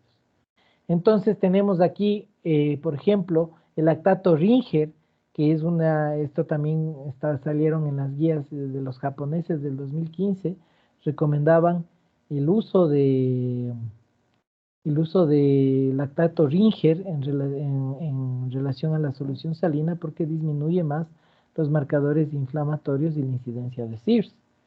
Entonces, podemos nosotros utilizar en la dosis de ataque, dar a 200 a 500 ml hora, o calculándole por kilo de peso, 5 a 10 ml por kilo de peso. Es decir, podemos administrar, miren, hasta 2.500 a 2.500 a 4.000 mililitros en las primeras 24 horas. ¿Y qué parámetros son los que nosotros tenemos que ver? Primero, que mejore la presión arterial media, que se mantenga sobre 65 milímetros de mercurio, o un gasto urinario que sea al menos de 0,5 ml kilo hora. Esos son los parámetros que nosotros nos puede decir que esa reanimación con fluidos está siendo efectiva. Los coloides pueden utilizarse cuando el hematocrito es menor a 25 y tenemos una hipoalbuminemia importante. La fluidoterapia y el estado de hidratación debemos hacer un monitoreo cardiopulmonar, gasto urinario, un hematocrito y la corrección del albúm y la creatinina para evitar aumentar el riesgo de necrosis. El principal riesgo es que nos vayamos al otro extremo, por eso es que miren, tiene que ser todo arreglado y monitorizado. Como les decía, una sobrecarga de volumen aumenta el riesgo de un síndrome compartimental abdominal, sepsis, intubación y muerte. Y esta es la única indicación de cirugía de emergencia en los primeros días de una pancreatitis severa, que el paciente haga un síndrome de compartimental intraabdominal. Cuando es más allá de 20 milímetros de mercurio la presión, ¿no? Nosotros tenemos que, ahí estamos hablando de un síndrome de compartimental, y ahí toca hacer una laparotomía descompresiva. Toca abrir el abdomen y colocar una funda de peritoneostomía, o funda de Bogotá o de Borraes, porque Borraes es el médico cirujano que se inventó eso. Y con eso, pues el paciente vamos a disminuir el riesgo de mortalidad por un síndrome compartimental. La nutrición, como dijimos, de elección va a ser la nutrición enteral sobre la nutrición parenteral, que debe administrarse de forma precoz. Ya paciente más de 3 días que no va a comer, ya podríamos iniciarle. Las dietas poliméricas a base de proteínas, hidratos de carbonos y grasas, también más líquidos claros, lo que les decía. Antes decían, no, primero 3 días en NPO y luego le damos agüita a ver si tolera. Y si no, después démosle una sopita y de ahí sí démosle una dieta blanda. Si el paciente está sin dolor, pues iniciar directamente pues, con una dieta blanda. En las pancreatitis leves sin fallo orgánico o necrosis, la nutrición enteral puede hacerse desde las 24 horas del ingreso a UCI, ¿no es cierto?, con una dieta blanda y sólida. Si es que el paciente, o sea, como les decía, pasadas las 24 o 48 horas, disminuye el dolor, el paciente ya lo podemos dar de comer, perdón. En las pancreatitis severas se recomienda la nutrición enteral, dijimos a partir del tercer al cuarto día, ya que disminuye el riesgo de infección de la necrosis peripancreática y falla orgánica, y también ayuda inclusive a menor estancia hospitalaria y los costos. Por ejemplo, ¿cuánto costará un frasco de nutrición enteral? Qué sé yo, unos $30 probablemente, si te sirve ese dispositivo para unos 3, 4 días. ¿Cuánto cuesta un día de nutrición parenteral? Pues sobre los $1,000 diarios, ¿no? Dependiendo que nomás utilices. Claro que si es que es imposible darle nutrición enteral a un paciente, generalmente cuando están con un hilio muy importante, es decir, ese intestino no se muere. Miren, la pancreatitis te va a dar un hilio mecánico o paralítico.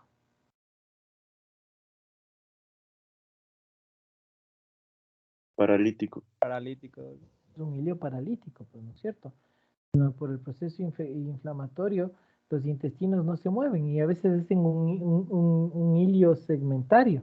Ustedes han de haber leído y quizás lean que el famoso imagen radiológica del signo del colon cortado, que ese es un hilio que te indica que hay un hilio a nivel de mi abdomen superior. Entonces, en estos casos excepcionales, cuando el paciente no es susceptible de darle nutrición enteral, pues ahí no nos queda otra opción que la nutrición parenteral. Pues siempre vamos a procurar que sea enteral. Los antibióticos que ya dijimos, la pancreatitis aguda es una inflamación estéril. De estos, 1/3 puede llevar a una pancreatitis infectada con un riesgo de mayor del 50%. Los antibióticos debemos dar cuando hay sospecha o confirmación de infecciones locales o extrapancreáticas o asociado, como dijimos, neumonías, infección de tracto urinario, ¿Qué tal si este paciente está con pancreatitis y colangitis? Pues tienes que darle el antibiótico, pero más por la colangitis que por la pancreatitis. Entonces, las pancreatitis graves con una necrosis mayor del 30%, o necrosis pancreática extrapancreática infectada, o que el paciente no mejore y tenga un deterioro clínico después de 7 días de tratamiento hospitalario, pues nos haría sospechar de que hay un proceso infeccioso. En cuadros sépticos es importante hacer cultivos múltiples a nivel de sangre, orina y otros fluidos, y cambiar las vías de acceso vascular. Una de las causas que puede darnos es la sepsis por catéter, cuando está mucho tiempo puesto la vía central. Según la sensibilidad y duración, depende de la respuesta clínica y negatividad de los cultivos. Los antibióticos profilácticos no se deben dar en pancreatitis aguda, leve y moderada. Y metaanálisis y revisiones de Cochrane indican que el de primera elección, en el caso de utilizarse, son los carbapenémicos como el imipenem, en monoterapia, que es más efectiva, y de segunda elección se puede utilizar quinolonas de segunda generación o cefalosporinas de tercera generación o cuarta con metronidazol, ¿ya? Que se han visto que también llegan al parénquima pancreático, porque no todos los antibióticos llegan al parénquima pancreático. Entonces, el de primera elección van a ser los quinolonas. ¿Cuáles son los patógenos generalmente a los que tenemos que actuar? Generalmente la mayoría son enterobacterias, ¿no es cierto? Escherichia coli, bacteroides, Enterobacter, Klebsiella, Enterococo, Estafilococo, Epidermidis y aureus. Los probióticos y prebióticos, que esto es otra cosa que decían, no, es que salió la moda, sobre todo los pediatras, démosle probióticos y prebióticos a todos, ¿no? Y está visto que no está contraindicado dar probióticos y prebióticos a un paciente con pancreatitis, ¿no? Más bien en este estudio de Duch decía que aumenta la mortalidad, puede aumentar el riesgo de muerte. Por eso es que eso no se debe utilizar. Las heparinas de bajo peso molecular sí se deben utilizar en pancreatitis moderadamente graves a graves para disminuir la incidencia de necrosis y complicaciones sistémicas, mejorar la microcirculación pancreática y un efecto antiinflamatorio. La simvastatina puede ayudarte en la profilaxis de nuevos episodios de pancreatitis recurrentes si es que fuese pues la causa por una dislipidemia. La noripinefrina suele ser el vasopresor de primera línea cuando nosotros estamos hablando de que el paciente tenga una falla cardiovascular y necesitemos tener una presión arterial media.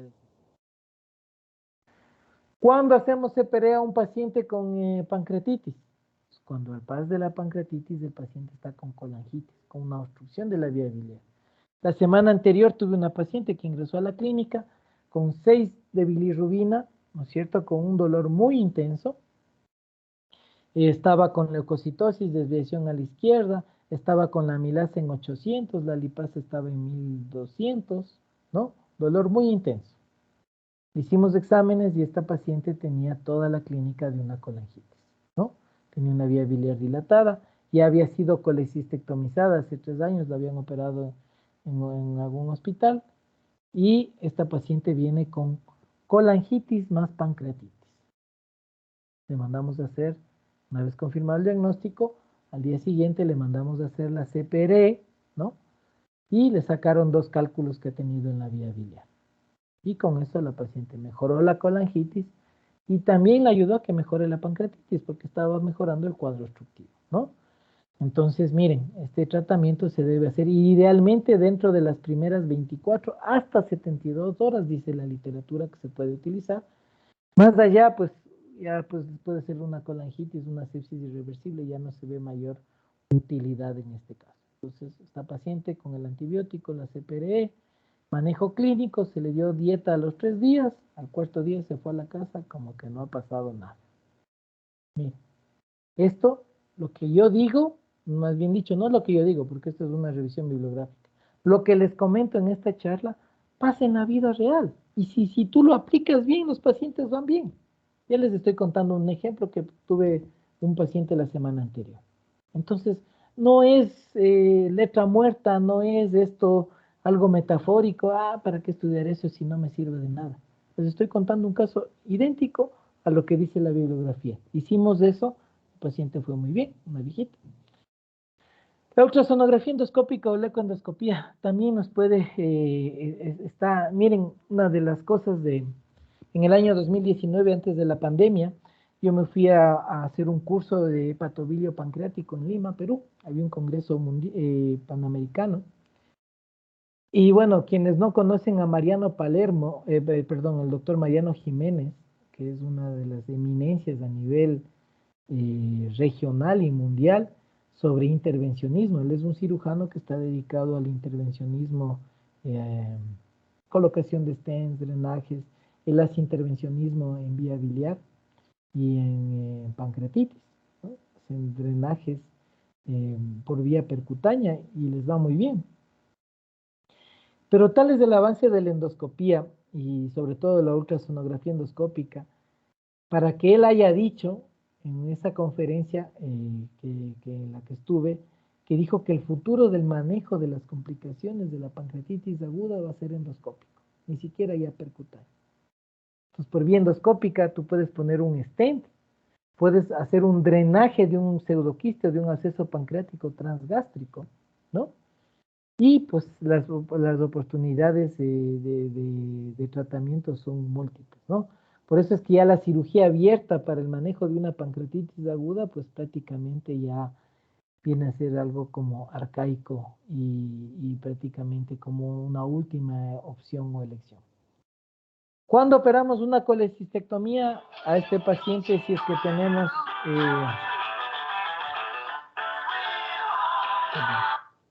¿Aló?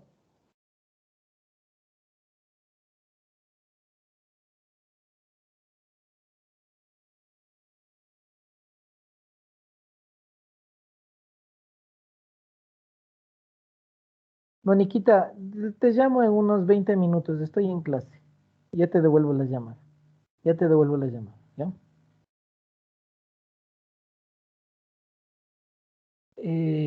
Perdón, no sé si me escuchan. ¿Me escuchan? Sí, Doc, sí se lo Ya, escucha. mil disculpas por la interrupción. Entonces, las guías de manejo también nos recomiendan que un paciente que ingresa con una pancreatitis aguda de origen biliar, este paciente no puede irse a la casa si no sale operado. ¿Ya? Es la colecistectomía laparoscópica en la misma estancia hospitalaria, una vez que haya cedido la pancreatitis. Eso está demostrado que es la cura definitiva. Y más aún en países tercermundistas como el nuestro, que son la idiosincrasia y todo eso. Si tú le dices a un paciente con pancreatitis aguda y ya se resuelve y le dices, vendrá en 2 semanas para operarle la vesícula, el 90% no regresa. ¿Por qué? Porque ya no le duele, porque ya está bien, porque está tranquilo. Así es nuestra gente, así es lamentablemente. Entonces, las guías de manejo indican que una vez resuelta la pancreatitis leve, este paciente debemos operarlo. No puede irse si no se hace la colecistectomía laparoscópica cuando es pancreatitis biliar. En las pancreatitis moderadas a severas, que el paciente ha estado en terapia intensiva, ahí ya no es recomendable operarle una vez que se resuelva la pancreatitis. Hay guías que dicen mínimo 6 semanas, otros dicen hasta 8 semanas, después de resuelto el cuadro agudo de la pancreatitis, para poderle hacer la colecistectomía ya de una manera electiva, para reducir la morbilidad y las complicaciones, inclusive la mortalidad. En las pancreatitis necrotizantes, ¿no es cierto? Antes de las 2 semanas es preferible no hacer nada, ¿no? Hasta ver cómo evoluciona el manejo clínico. Como les decía, pasadas las 2 semanas, esta necrosis pancreática tiene el riesgo de amurallarse, tabicarse, inclusive de hacer una infección de esa necrosis pancreática y finalmente puede llevar un absceso pancreático. Miren. Entonces, la intervención debe hacerse cuando está confirmada la necrosis, la infección, y una falla orgánica persistente por varias semanas que no mejora. El abordaje multidisciplinario, que les decía, que se debe iniciar con técnicas mínimamente invasivas como percutáneo, endoscópico, transgástrico o retroperitoneal. Les ponen un catéter, un drenaje tipo Seldinger, les van dilatando hasta que llegan a la celda pancreática y ahí le dejan el catéter para aspirar todo ese tejido necrótico, ¿no? Y finalmente, pues van a llegar a cirugías de drenajes laparoscópicos y la cirugía abierta que prácticamente, como les decía, ya no se la realiza con el abordaje mínimamente invasivo. Dentro de las complicaciones tenemos la falla orgánica, complicaciones sistémicas locales. Ya dijimos, falla orgánica generalmente inicial, puede ser respiratoria, cardiovascular, renal. Y las sistémicas, como digo, sí pueden exacerbar, por eso es que es mucho más grave que le dé pancreatitis a un viejito que a un joven, pues porque tienen comorbilidades existentes de POC, insuficiencia renal, aguda, coagulopatía intravascular diseminada. El síndrome compartamental intraabdominal, que les decía, cuando está con una presión intraabdominal mayor de 20 milímetros de mercurio, cuando se exagera en la restitución con líquidos, pues ahí hay que manejar, disminuir el aporte, usar diuréticos, medir la presión intravesical, reducir el volumen de aire corriente y colocar una sonda nasogástrica y rectal. Y si no mejora con eso, pues toca hacer una descompresión quirúrgica. Una disfunción pancreática endocrina, miren, muchos de estos pacientes que tuvieron pancreatitis severas pueden hacer en un 20-30% prediabetes o diabetes mellitus, ¿no? Miren, una difusión pancreática endocrina. Y la exócrina, como les decía, mala absorción de alimentos, ¿no? Como por ejemplo lo que nos preguntaba el compañero sobre las esteroides. Dentro de las complicaciones abdominales locales, perdón, tenemos pues primero la colección líquida aguda, que esta se presenta antes de las 4 semanas, que está asociada a pancreatitis intersticial, edematosa y que no hay necrosis. Generalmente este líquido es denso, se encuentra a nivel de la fascia peripancreática, es estériles y estos se resuelven espontáneamente. La colección necrótica aguda, esta se da dentro de las primeras 4 semanas, esta puede ser estéril aunque tiene riesgo de infectarse. Aquí encontramos una mezcla de tejido sólido y semisólido y después líquido y se encapsula. Esta es una que se llama la necrosis amurallada que se llama, ¿no? Pero solamente suele ser estéril.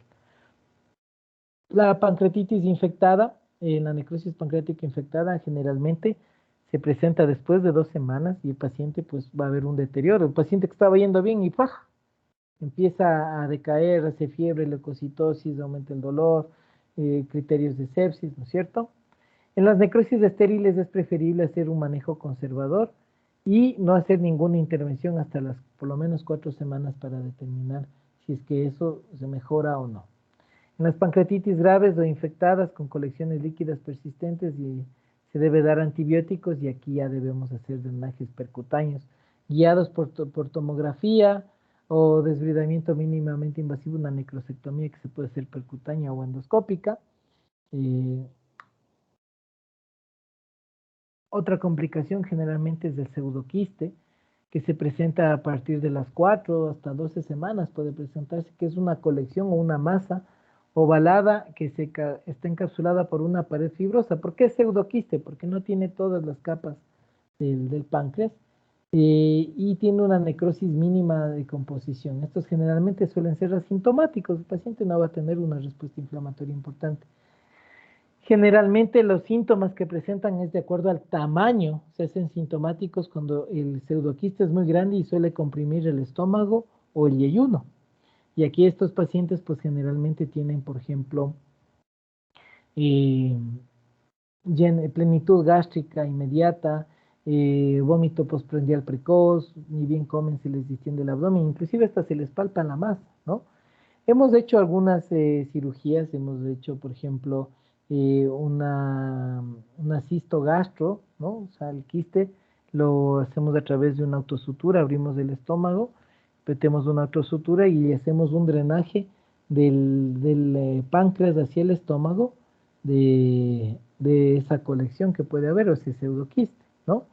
Es importante determinar si es que hay pseudoquistes que son comunicantes o no comunicantes. Y eso nos puede ayudar a través de una CPRE o inclusive una colangioresonancia para ver si es que el pseudoquiste es alimentado por el virsum. Si el pseudoquiste es alimentado por el virsum, hacer un drenaje percutáneo no tendría ningún sentido. ¿Por qué? Porque se va a volver a llenar, se va a volver a formar.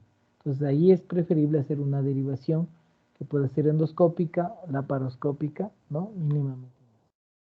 El absceso ya es una complicación más grave, es un paciente que se da, una paciente que tiene más de 4 semanas de una necrosis pancreática, generalmente es heterogéneo, encapsulado, y estos pacientes pues generalmente evolucionan mal, podemos encontrar la presencia de gas en la celda pancreática.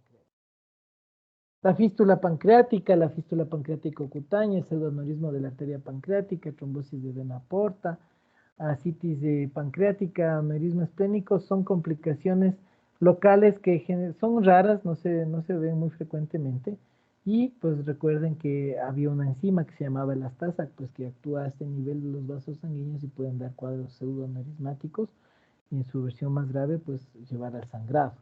La hemorragia del lecho pancreático retroperitoneo debe manejarse de acuerdo a la etiología.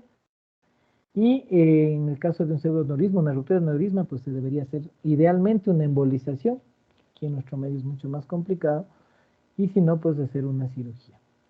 Los hematomas intramurales a nivel de la pared, generalmente se puede hacer un manejo conservador, y pues una embolización por arteriografía podría ser una opción segura. Muy bien. Preguntas, dudas, algo que no les haya quedado claro. Sí, espera un ratito, déjame abrir la pantalla. Muy bien, les escucho. Doc, aguda necrotizante, ¿cómo podemos complicar o inyectar? No te escucho la pregunta, se te escucha entrecortado. No sé si puedes acercarte un poco más o hablarlo un poco más cerca del micrófono porque no te escuché nada, realmente estaba entrecortado. Repíteme la pregunta, por favor.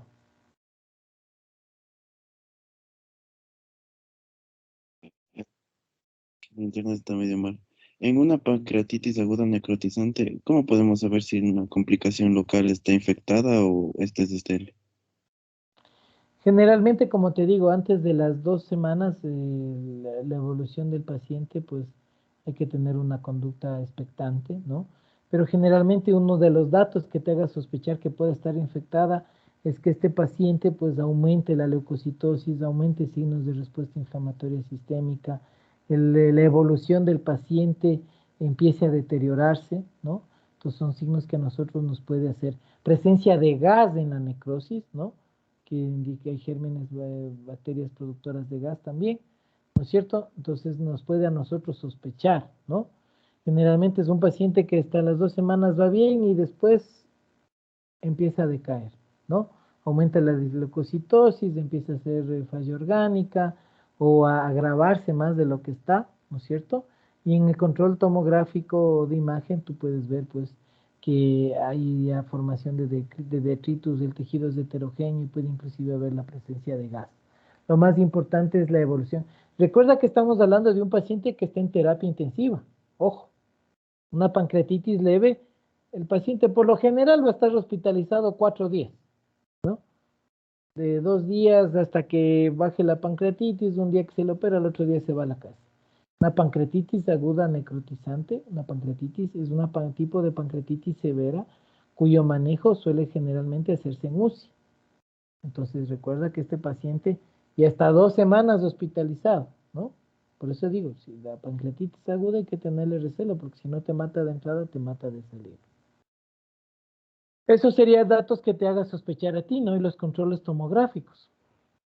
Pero más importante es la evolución clínica del paciente, como en todo.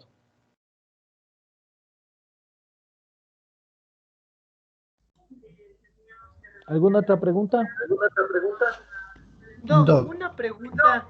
Si viene un paciente esperen. con un cuadro de una pancreatitis Están ahí severa, todos hablando a la vez. A ver, levanten la mano primero.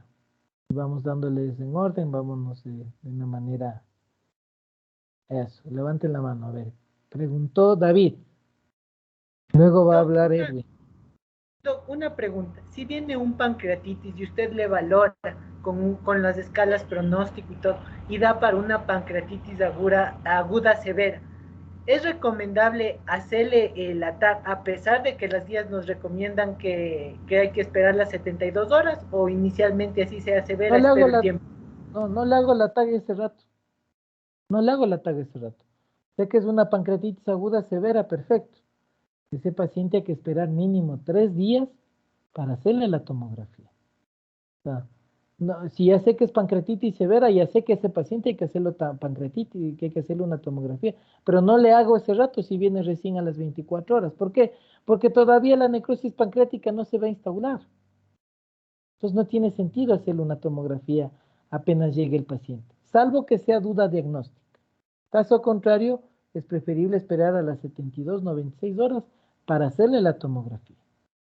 O sea, que tenga una pancreatitis severa, ya sé que tiene una pancreatitis severa, eso ya me dice el score pronóstico. Pero igual no le voy a hacer ese rato la tomografía porque no va a tener ninguna utilidad. Si lo que me interesa ver es el grado de necrosis pancreática. Por eso hay que esperar mínimo 72, 96 horas para que se delinee, se consolide la necrosis pancreática. No sé si te quedó claro. Sí, Doc, muchas gracias.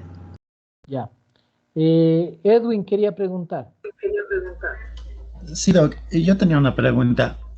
Con respecto a la clínica, en los pacientes de avanzada edad, ¿la clínica varía o no varía? Porque yo he visto algunos casos que llegan con dolor abdominal, no se les diagnostica y vuelven ya nuevamente y ahí recién le diagnostican una pancreatitis.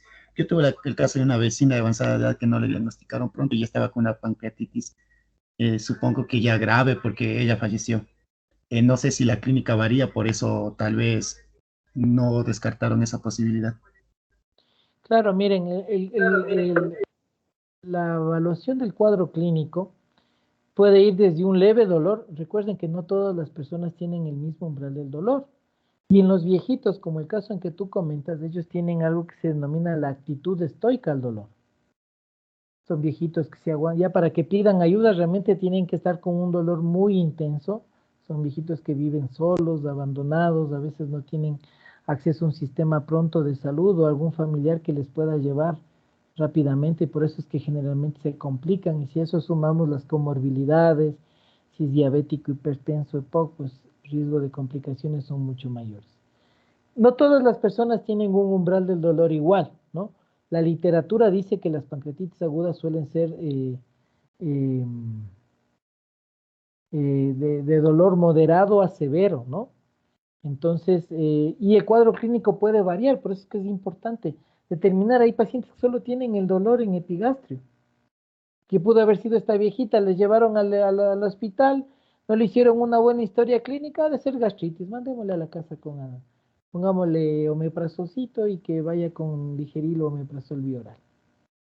¿Ya? Entonces, miren, aquí el error no es que probablemente la señora, como dice Edwin, a esa señora lo más probable es que no le hicieron una buena historia clínica. Porque, por ejemplo, dolor epigástrico, ¿cómo va a ser el dolor epigástrico de una pancreatitis? Va a ser continuo, permanente, lancinante. El paciente dice, me duele, siento como que me apuñalan, como que algo me atraviesa. En cambio, una enfermedad acidopética, el dolor es tipo cólico. Va, viene, ¿no? Entonces no es los datos. Por eso es que hay que sumar. Nosotros para poder llegar a un diagnóstico no nos vamos a basar solo por el dolor abdominal o solo por el dato de la biometría hemática. No, voy a evaluarle bien el cuadro clínico. ¿Qué antecedentes tiene este paciente? ¿Ya? Otro dato que me olvidé decirles, a todo paciente con pancreatitis le hacemos eco o no. ¿Qué dicen?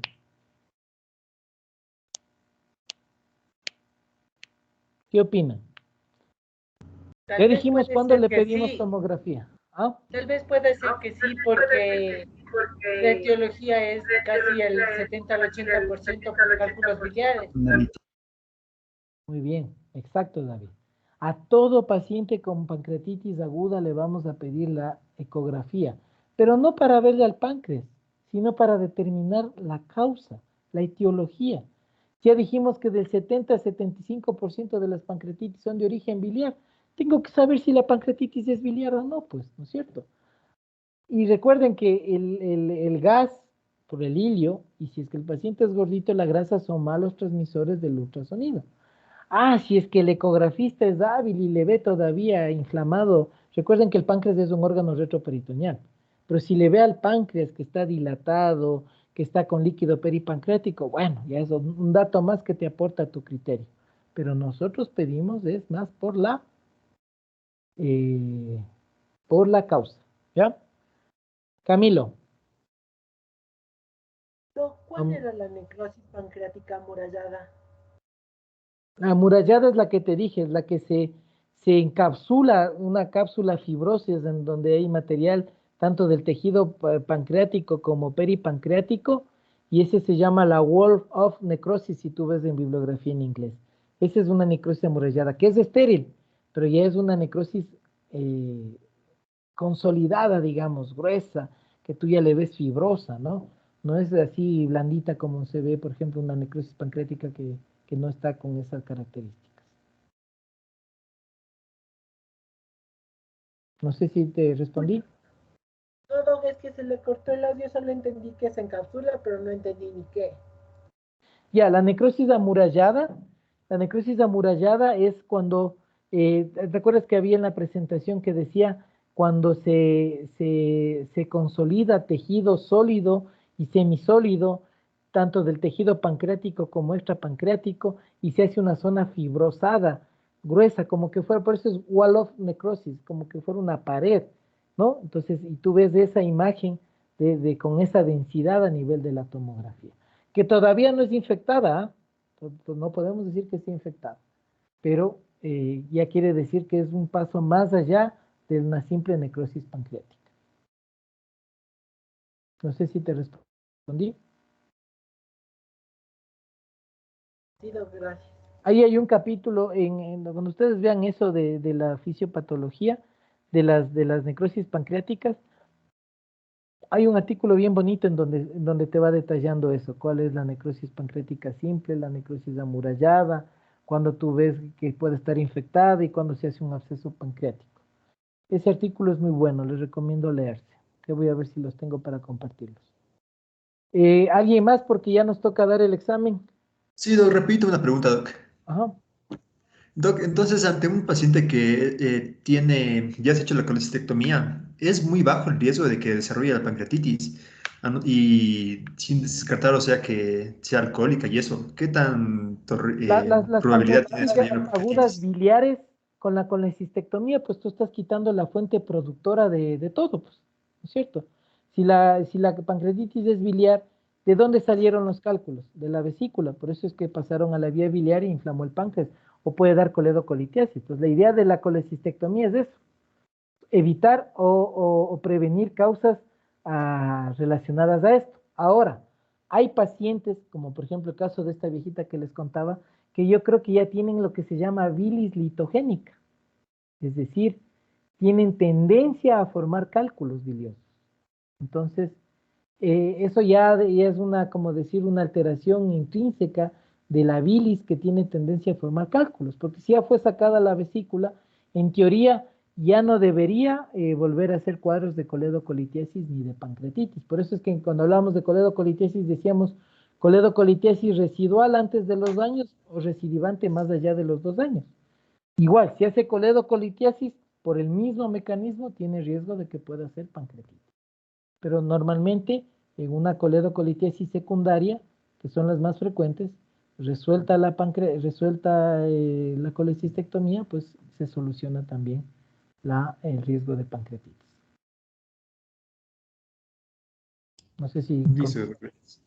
Muy bien, vamos, ya les voy a habilitar la prueba para que empiecen a las 7:55 de la noche, ¿no? Ya les habilito la prueba, se van a mantener conectados. Por favor, quiero que ahora sí todos enciendan sus cámaras y con el micrófono abierto. Ya les voy a habilitar en la plataforma.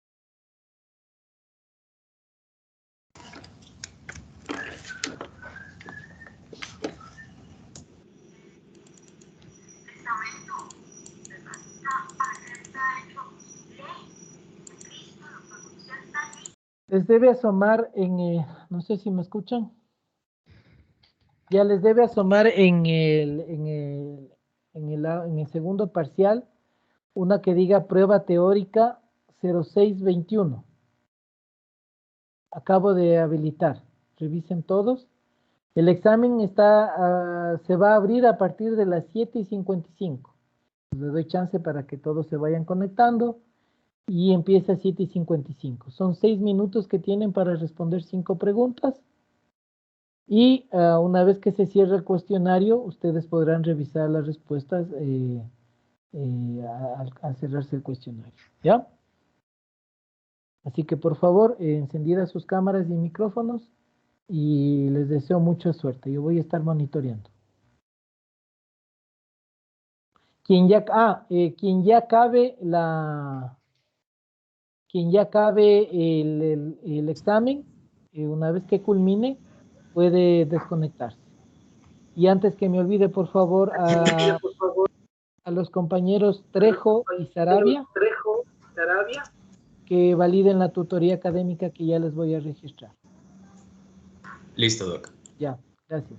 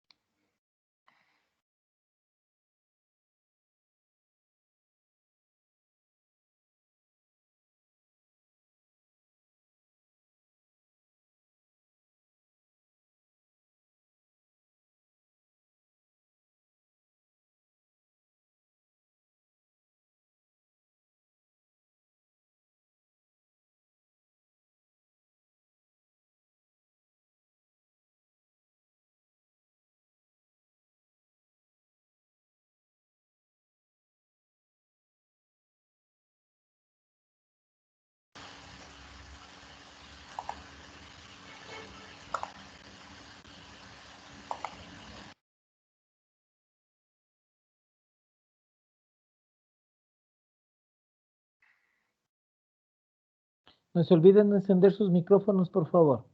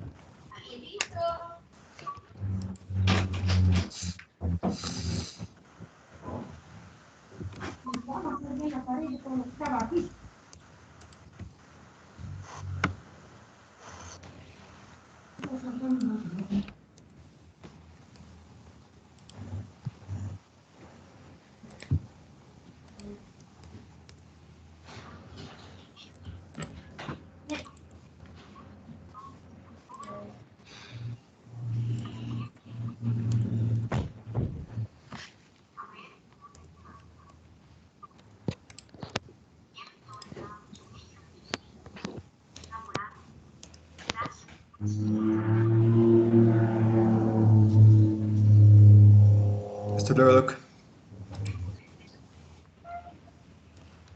Hasta luego. Hasta luego, Doc. Hasta luego, Doc. Hasta luego, Doc. Hasta luego, Doc. Les vaya Hasta luego, bien. Doc.